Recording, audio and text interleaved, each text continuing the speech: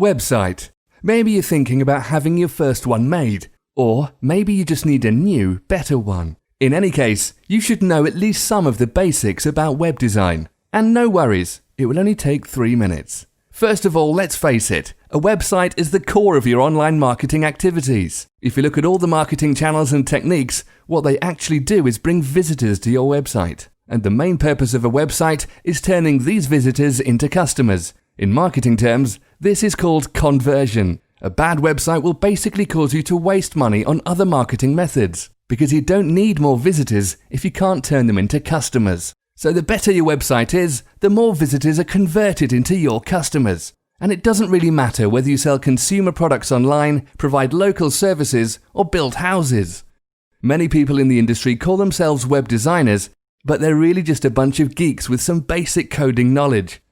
Of course, without much planning, they will pretty quickly create a website for you, with lots of information, photos, contacts. But the question is that the way to turn the visitors into your customers? Is that what you need? And the answer is simple. No.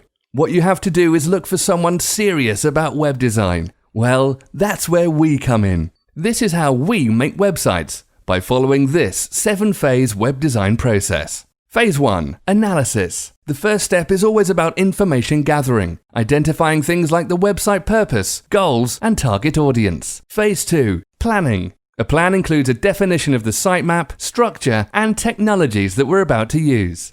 Phase 3. Design. Not only do we focus on wireframe models and the visual style in this stage, but also on the usability of the user interface for the best possible user experience. Phase 4. Content. A very important part of the process is choosing the right text, photos, or videos, all optimized not only for your visitors, but also for search engines. Phase 5. Development. Here we actually create the website using hypertext markup language and cascading style sheets, with some help from databases and other technologies as well. If needed, our websites can be made accessible to mobile devices too.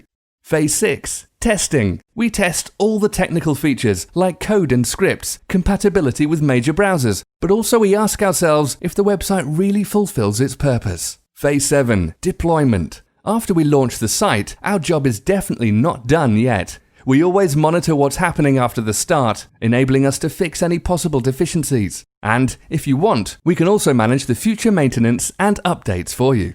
As you've just seen, web design is a very complex process, but we believe this is how websites should be done, and our customers agree. And if you share our passion for high-quality websites, let's get in touch. We'll be happy to help you with what we do best.